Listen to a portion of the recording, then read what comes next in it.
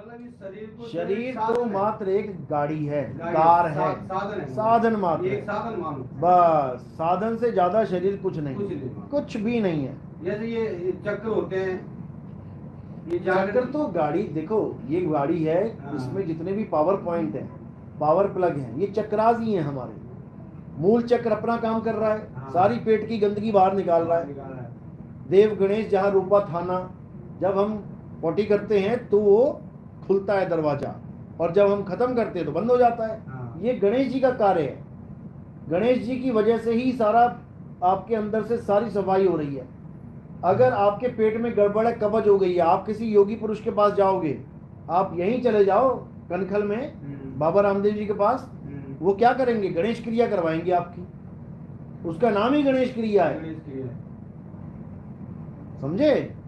उसके आगे power point कहां पर है? लिंग चक्र में, वहां पर ब्रह्मा जी का वास है, वो अपना काम कर रहे हैं। उसके आगे पावर पॉइंट कहाँ है? नाभि में, विष्णु जी का वास है, वो अपना काम कर रहे हैं। नाभि को जागृत कैसे करते हैं?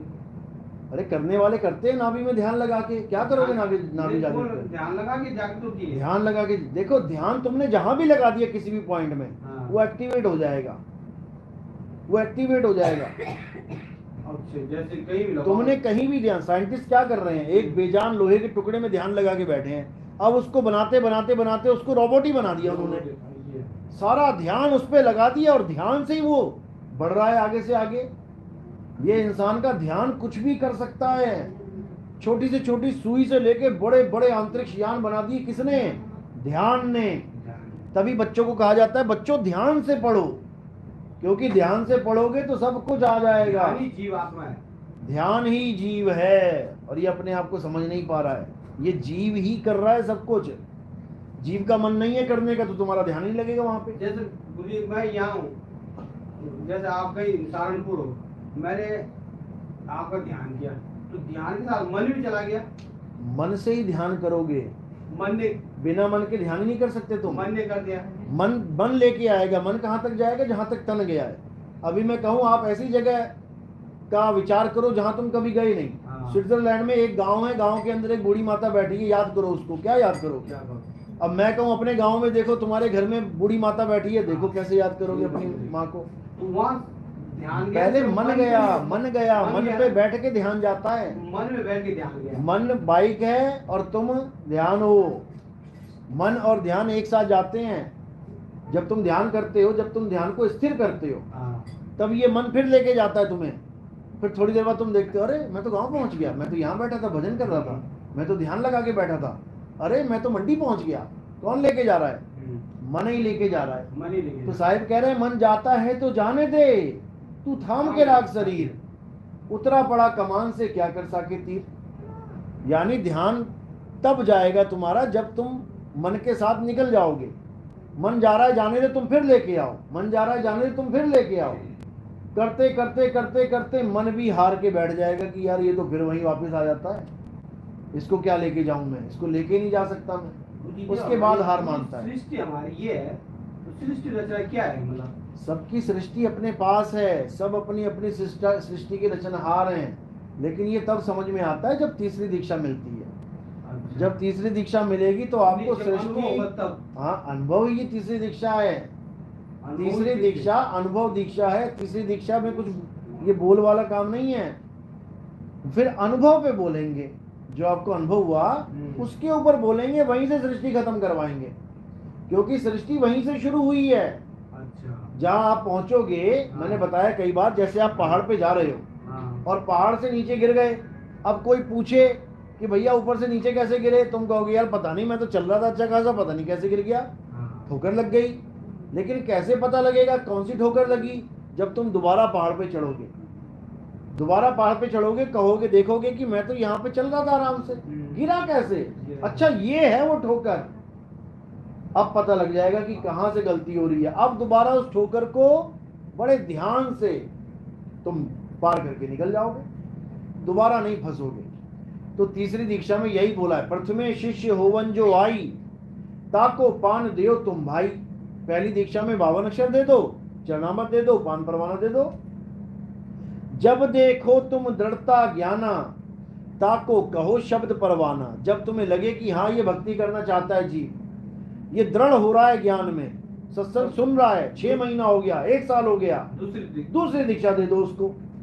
जब देखो तुम दृढ़ता ज्ञाना, ताको कहो शब्द परवाना। अब शब्द का भेद मिल गया उसको। शब्द माही जब निश्चय आवे, ताको ज्ञान अगाध सुनावे।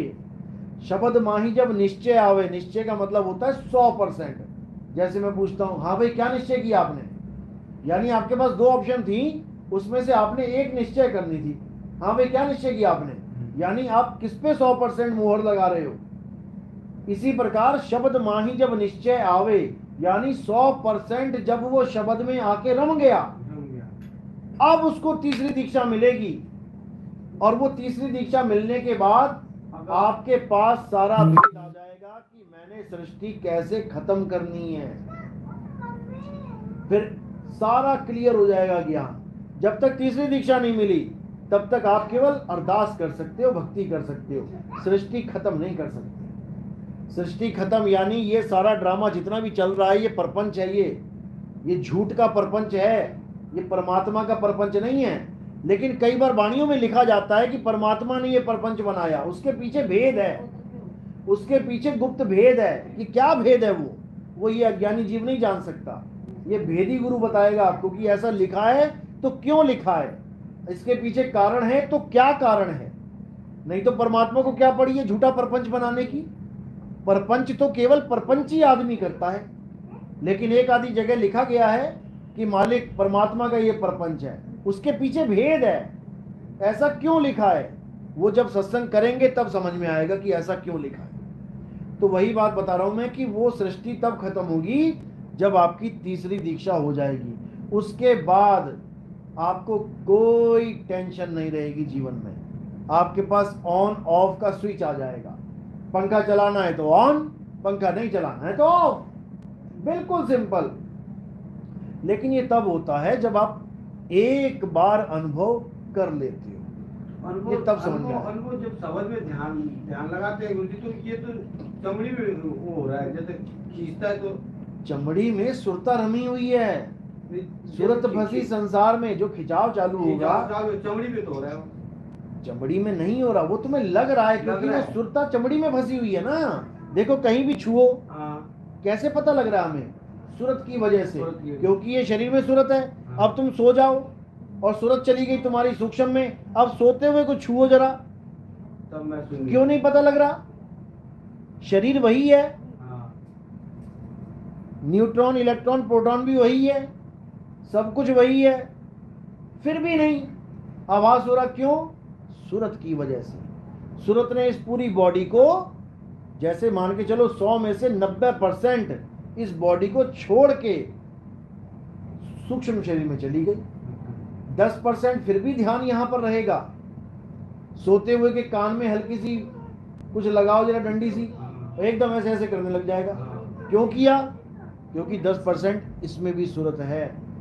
इसी प्रकार ये सूरत एक बार में 2, 3, 4, 5 कार्य कर सकती है। जो बॉल फेंकते हैं, 4-4 गेंदे फेंकते हैं, 5-5, उनकी सूरत 5 में होती है उसी वक्त, और कहीं नहीं होती, सिर्फ उन्हीं पे होती है, उन्हीं 5 में होती है और 5 को हैंडल कर रहा है वो। अगर उसमें से एक में भी सूरत नहीं होगी वो गिर जाएगा। तो सूरत का खेल इतना न्यारा है, निराला है, आप सोच भी नहीं सकते कि सूरत चीज क्या है। अभी लोगों को सूरत की ABCD नहीं पता। जिस दिन सूरत के बारे में पता लग गया ना, उस दिन उनको समझ में आ जाएगा कि यही है सारी फसाद की जड़। इसी को बोला है, ये भरकम शरीर यही तो उठा रही है, यही चला रही है। चींटी से लेके एक जीवाणु विषाणु से लेके व्हेल मछली तक यही दौड़ा रही है। इतनी खतरनाक चीज है, सोच भी नहीं सकते। और एक बार अगर मनुष्य चोला छोड़ के 84 में चली गई तो इसकी दुर्दशा हो जाएगी। इसलिए मैं बार बार समझाता हूं, ठीक है लोगों का ज्ञान सुनो, लेकिन अपना विवेक जगा के, बत्ती जगा के सुनो। पता लगा किसी अधूरे के चक्कर में पड़ गए तो ये जन्म चला गया हाथ से, और उसका क्या है, वो तो हंसता हुआ चला जाएगा एक दिन, दांत निकालता हुआ मर जाएगा किसी दिन किसी हॉस्पिटल में, तुम मारे जाओगे उसके चक्कर में। इसलिए साहिब कह रहे हैं, सबका हुक्का लीजिए साचा शब्द निहार, पक्षपात मत कीजिए, कहें कबीर विचार। जो सत्य है उस पे मोहर लगाओ, पक्षपात मत करो कि मेरे मामा का लड़का है जी संत बन गया, मैं तो उसी के साथ रहूंगा, मेरे ताऊ का लड़का है जी, वो ड्रामा नहीं है यहाँ पे। मतलब जितनी वाणी है गुरुजी ये साहिब की है, ये सब संतों की वाणियां हैं, ये मेन कबीर साहिब साहिब की वाणी है। ये सब इन्हीं के पीछे है, सभी दादू साहब ने जितनी वाणियां बोली हैं वो सब कबीर साहब की वाणियां हैं। सभी इन्हीं की। नानक साहब ने अपनी बोली, सारी वाणी कबीर साहब के अलावा कोई वाणी बोल ही नहीं सकता। कोई नहीं बोल सकता ना। उन्होंने ही सारा खेल रचा है ये सारी वाणियों का। लोगों ने उन्हीं की वाणियों को थोड़ा थोड़ा थोड़ा इधर से उधर, उधर से इधर अक्षर करके जोड़ तोड़ के अपनी बना लिया। बस अगर इस दुनिया में कोई संत है पहला तो वो कबीर साहब ही हैं। कबीर साहब से पहले कोई संत है ही नहीं। ऋषि हैं, मुनि हैं, योगी योगेश्वर हैं, जपी तपी सन्यासी हैं, लेकिन संत नहीं है। संत थे कि परमात्मा थे? संत का तो रूप धारण किया ना। संत भेष में आए साहिब, संत भेष में आए, जीव चेताने आए साहिब, जीव चेताने आए। संत का भेष लिया। धर्मदास जी ने लिखी है बात कि हाँ कि परमात्मा आए लेकिन संत भेष में आए साहिब, संत भेष में आए, जीव चेताने आए साहिब, जीव चेताने आए। तो बात ये है।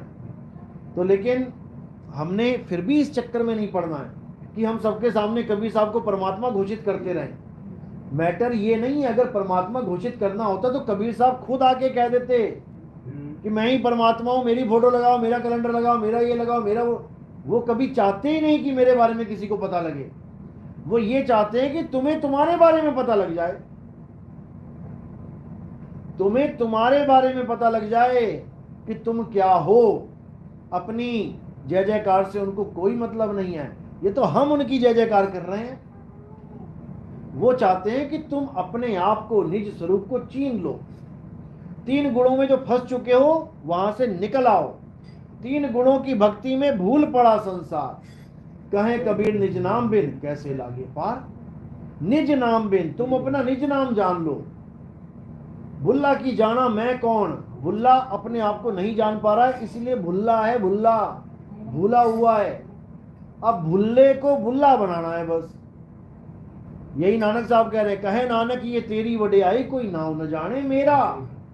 मुझे मेरा नाम बताने वाला कोई गुरु नहीं मिल रहा है। तो जब गुरु मिल जाएगा तो कहानी खुल जाएगी, समझ में आ जाएगी। तो शब्द में समाना है गुरुजी, शब्द में ही समाना है।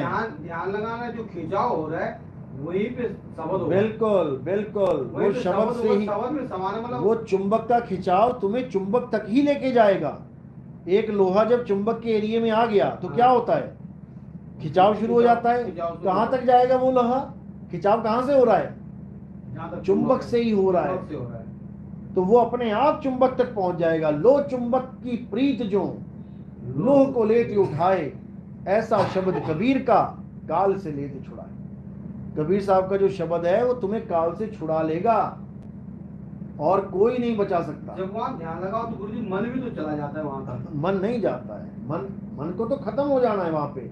मन को मार गगन चढ़ जाई, मान सरोवर बैठ न, विचार भी खत्म हो जाते हैं। अरे मैं कहता हूँ मन विचार माया सब नीचे रह जाएगी, वहां कोई जा ही नहीं सकता। केवल हंसा जाएगा, केवल सूरत जाएगी वहां पे, बस सूरत जाएगी और कुछ नहीं जा सकता। ये सब नकली माल यहीं रह जाएगा, ये सब फालतू का मसाला यहीं रह जाएगा और वो अपना मालिक के चरणों में चली जाएगी।